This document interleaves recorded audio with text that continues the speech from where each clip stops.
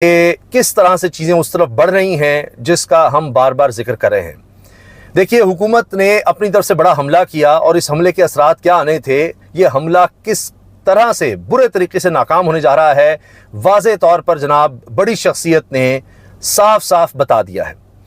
Justice Mansoor Ali Shah आने वाले chief justice, उन्होंने एक बड़ा ही अहम फैसला दे दिया है और हुकूमत को खरी खरी सुना दी है। बांग्लादेश में हुकूमत का तख्ता पलटने के बाद 31 अगस्त का नारा लगा दिया है पाकिस्तान के स्टूडेंट ने। उन्होंने बोला कि बांग्लादेश हमारे लिए रोल मॉडल है। अगर बांग्लादेश की आवाम अपने हकूक ले सकती है तो हमें भी अपने हकूक लेना आते हैं।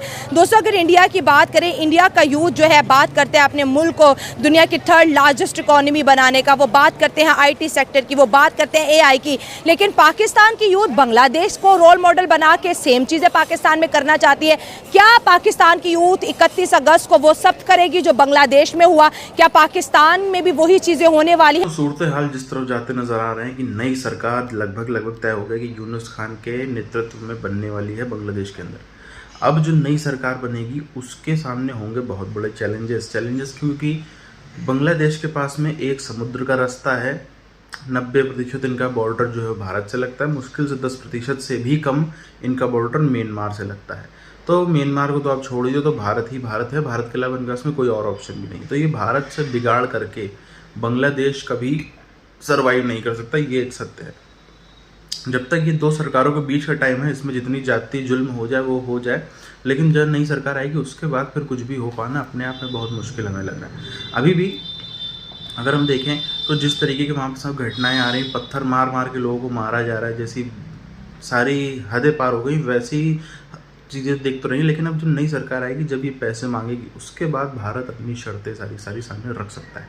हैरान कुन बात यह है कि जब धरना खत्म हो गया जमात इस्लामी का, तो अब इस्लामाबाद में कंटेनर ही कंटेनर लगाने की क्या वजह है? क्यों जरूरत पड़ रही है इस्लामाबाद में वफाकी दारुल हुकूमत शहर इक़्तिदार में फिर से कंटेनर्स लगा दिए गए? अभी तो आप देखें, अभी तो सिर्फ ये खबर आई है कि हुकूमत को मजबूरन 22 अगस्त को इस्लामाबाद में तहरीक इंसाफ को जलसा करने की इजाज़त देनी पड़ी है, मजबूरन देनी पड़ी है। और अभी तो 22 अगस्त बहुत दूर है, कंटेनर अभी से क्यों लग गए हैं? ये है असल सवाल, ये है सोचने की बात। लोग तो ये कह रहे हैं कि हुकूमत को अब शौक चढ़ गया है कि लोगों को तंग करना है, लोगों को परेशान करना है, लोगों को जलीलो ख्वार करना है। कैसर ने अब आगे किस तरह से बढ़ना है? एक बात तो बड़ी वाज़ेह है कि असद कैसर को ये टास्क मिल गया है कि मुत्तहिदा अपोजिशन को इकट्ठा करना है और इस प्लेटफॉर्म से आगे बढ़ना है। और अब आप इस प्लेटफॉर्म के जरिए बड़े वार हुकूमत पर देखेंगे। तो असद कैसर साहब को आपने अब गौर से देखते रहना है, उनके बयानात को, उनकी मुलाकातों को, और उससे आपको पता लग जाएगा कि इमरान खान ने असद कैसर को क्या टास्क दिए हैं। अब हुकूमत इतनी खौफजदा है, इतनी डर गई है, जाहिर है इनके पास भी रिपोर्ट्स हैं जो इस वक्त बांग्लादेश में हो रहा है, लग नहीं रहा क्योंकि वो उसी तरफ बढ़ रहे हैं। अब आप देखिए, वहां पर एहतजाज शुरू हुआ था तलबा का, और चंद तलबा थे जिन्होंने एहतजाज शुरू किया, गिनती के तलबा थे, और फिर करते करते कई तलबा उनके साथ मिलते चले गए और नई लीडरशिप एक सामने आ गई। नई लीडरशिप आ गई, इतनी बड़ी लीडरशिप उभर कर आ गई कि अब जो एक निगरान आप सेटअप देख रहे हैं उसमें उनको शामिल किया जा रहा है। अब पाकिस्तान में क्या हुआ है? पाकिस्तान में पहला नारा लग गया है यूनिवर्सिटी में, इस्लामाबाद यूनिवर्सिटी में नारे लग गए हैं हुकूमत के खिलाफ। जब नौजवान किसी तहरीक में शामिल हो जाएं तो फिर आप ये समझिए कि वो तहरीक बहुत ज़ोरदार होगी। इसका आपने बांग्लादेश में मुजाहरा देख लिया। 16 साल से हुकूमत थी हसीना वाजिद की, और जब तलबा उसमें निकले हैं तो आप देखिए कि क्या हुआ। अब तहरीक इंसाफ को भी कहा जाता है कि इसमें नौजवान बड़े मुतहरिक हैं, ये नौजवानों की पार्टी है, ये कहा जाता है।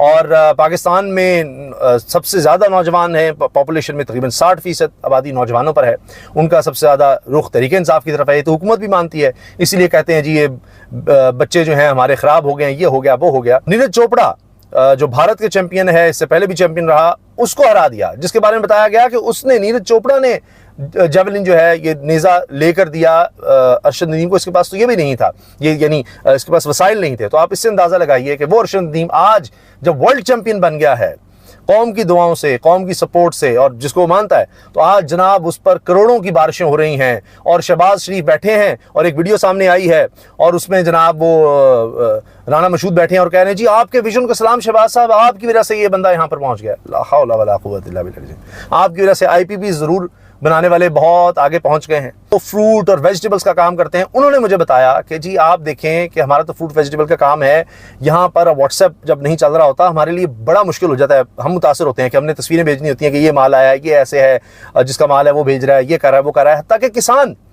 वो देख रहा होता है कि इंटरनेट के जरिए अब मौसम को देख रहे होते हैं कि अच्छा बीज अब फेंकें ना फेंकें, अब क्या होगा। फिर कहीं उनको कोई मसला आ रहा है तो उसने तस्वीर उतारनी है कि ये कीड़ा है जिसका हमला हुआ है, अच्छा इसके लिए कौन सी दवाई होगी, वो भेजेगा। ये व्हाट्सएप का इस्तेमाल हो रहा है, इंटरनेट का इस्तेमाल हो रहा है। तो ये मैं आपको वो बता रहा हूं जो आप सोचेंगे कि इनका क्या ताल्लुक है जी इंटरनेट से, ये वो लोग। बाकी तो अब वैसे ही इकोनॉमी सारी से जुड़ी हुई है और उसको छेड़छाड़ कर रहे हैं आप, तबाह कर रहे हैं इकोनॉमी को, मीशत को। और वीपीएन आप लगाएं तो दौड़ रही है, हर चीज दौड़ रही है वीपीएन लगा के। पाकिस्तान की अवाम ने एक दिया है बांग्लादेश की अवाम को देखकर के हाँ भाई वो निकले हैं तो हम भी इस तरह करें। पाकिस्तान के अवाम को बहुत देर पहले ही निकल जाना चाहिए था, क्योंकि पूरा 1 साल हो गया है, हाँ। 1 साल से भी ज़्यादा हो गया। उनका लीडर कैद में है, जेल में है, ठीक है। और अगर उनको एहसास हुआ ही है बांग्लादेश की यूथ को देखकर कि उन्होंने जो किया है अपनी सारी गवर्नमेंट का तख्ता उल्टा, तो ये बहुत अच्छी बात है। अगर गवर्नमेंट ये सब कुछ करेगी, जी डिजिटल जैसेट कर दे, ये बहुत गलत बात है। देखें, सबसे पहले तो जो इनकलाब का जोश जज्बा है हमारे मुल्क में, हमारे मुल्क में जो इनकलाब का जोश जज्बा है वो अभी से नहीं, यानी कि एक ऐसी चिंगारी पहली नहीं है। इससे पहले भी अगर हम देखें तो एक ऐसा लीडर आया जिसने लोगों के अंदर इस इनकलाब के बेसिकली जोश जज्बे को बहुत ज़्यादा उभारा, ठीक है। तो अगर हम किसी भी इनकलाब की तरफ जाते हैं, हमें सबसे पहले एक चीज़ ये रियलाइज़ होनी चाहिए, एक चीज़ कायम होना चाहिए, क्योंकि हम फिलहाल थर्ड वर्ल्ड कंट्रीज़ हैं। बांग्लादेश हो गया, पाकिस्तान हो गया, इंडिया अगर हमसे थोड़ा सुपर है, लेकिन वो भी फिलहाल किसी फर्स्ट वर्ल्ड या सेकंड वर्ल्ड में अभी भी नहीं काउंट होता। इकॉनमी इनकी बेहतर है, लेकिन public as a publicly ground level देखा जाए उनमें भी अभी फिलहाल बहुत ज़्यादा मुश्किलात, बहुत ज़्यादा मसाइल है। बिल्कुल मसाइल है। पाकिस्तान और इंडिया का मतलब कंपैरिजन करना ही एक वैसी बेवकूफ़ी होती है। मैं अगर कहूँ इंडिया में आप देखें तो वहाँ पे एक भी मिलिट्री कौ जो है वो नहीं आई, मतलब मिलिट्री डिक्टेटरशिप नहीं है। पाकिस्तान में डायरेक्टली मोर देन 34 ईयर्स जो है वो मिलिट्री डिक्टेटर ने टाइम गुजारा है। IMF का आप देख ले तो 34% जो है वो किसने लिए, आर्मी ने लिए। ज़ियाउल हक के टाइम में सबसे ज़्यादा पीपल पार्टी ने लिए, वहाँ पे फिर PTI ने सबने दबा के लिए, सबसे ज़्यादा जो है वो पीपल पार्टी ने लिए। अब ये है कि वहाँ पे क्या है, अब वहाँ पे जो है एम्पावरमेंट है, किस चीज़ की, एजुकेशन। हमारा जो लीडरशिप है आज भी देखो कल भी देखो, पर्सनल इंटरेस्ट के पीछे वो नेशनल इंटरेस्ट को भूल जाते हैं। सबसे पहले हमें कलेक्टिवली सोचना चाहिए कौम के बारे में। यहाँ पे लैग करते हैं, मोर देन 7 लाख पिछले साल क्रीम स्टूडेंट्स पाकिस्तान से बाहर गए। कौन सी स्टूडेंट, क्रीम स्टूडेंट्स, स्कॉलरशिप्स पे या वैसे भी।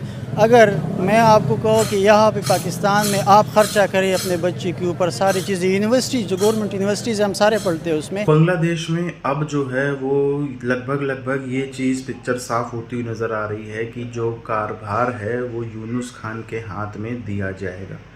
अब बांग्लादेश में अगर हम बताएं तो ये वही व्यक्ति हैं जिनको शेख हसीना के दौर में जो है वो जेल में डाला गया था, और भी कई सारे पॉलिटिकल लीडर हैं जिनकी महत्वाकांक्षाएं सिर्फ महत्वाकांक्षा बन के ही रह गई। और फ़ौज ने जो है वो दांव यूनुस खान का चलाया, बांग्लादेश की फ़ौज ने। अब बांग्लादेश की फ़ौज जो है वो भी पाकिस्तानी फ़ौज की तरह बनना चाह रही है। वो भी चाहती है कि हम भी ह्यूमन ट्रैफिकिंग करें, हम भी IMF की डील आए तो सबसे पहला मोटा हिस्सा हमारी जेब में आए, सबसे पहला जो है हम कमाए खाएं। तो पूरी उनकी जो है प्लानिंग अपनी चल रही है। कितने सफल होते हैं, कितने असफल होते हैं, वो तो देखने वाली बात होगी। बहरहाल बांग्लादेश की यदि हम बात करें तो शेख हसीना का वापस जाना तो कहीं ना कहीं मुश्किल ही होता चला जा रहा है, बल्कि मैं कहूँगा शायद इम्पॉसिबल भी हो जाए।